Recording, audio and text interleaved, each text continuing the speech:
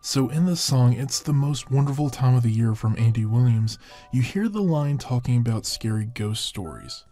There'll be scary ghost stories and tales of the glories. I've always wondered what this line means exactly, and I've got a few guesses. In fact, I have 3 of them.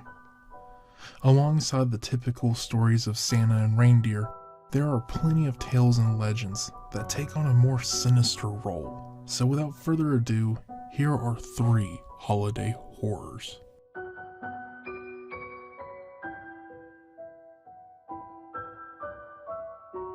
During your typical stories of Saint Nick, you often hear about him traveling the world, only being accompanied by his reindeer.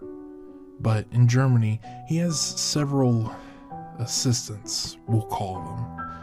One of these assistants would be Belsnickel, and as you may not have guessed, he's in charge of dealing with both the good and naughty children. Some iterations of Belsnickel actually has him traveling alone instead of being alongside Saint Nick. He would go around carrying a sack full of cakes and candies, all reserved for the nice ones, and the naughty ones, however, would be persuaded to change their ways. Belsnickel is described as an older man that wears furs and torn and tattered clothes, and sometimes a mask with a long tongue. He carries around a long hazel switch as well for all of the naughty children. He would arrive around 2 weeks prior to Christmas with a knock on the door or window. The children will be given a question or asked to sing a song. Once given an answer, or the song is sung, he would throw candies and cakes on the floor. Those that pounced on the treats would then be struck by the switch, as this showed a lack of discipline.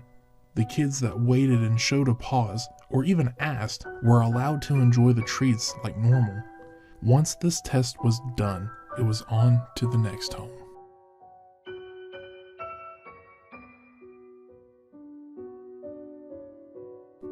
Being a group of Christmas goblins, the Kalikantzari spend their time throughout the year sawing at the world tree, a symbol often used in folklore that connects the heavens and the earth. These goblins saw all year long on this tree until the 12 days of Christmas. During this time, they break away from their usual sawing and chopping to recruit for their cause, going after the children born during these 12 days. Now, there is a way to protect your children if they are lucky enough to have a birthday during this time. The way to do so is to bind the child in straw and garlic.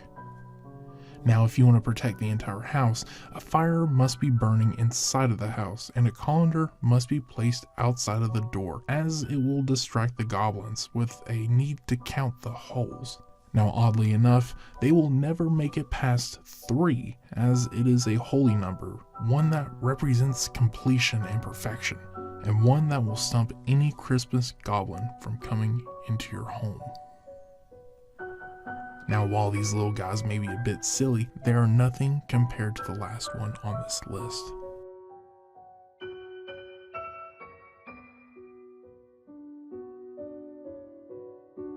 Frau Perchta is possibly one of the more cruel holiday horrors that I've talked about.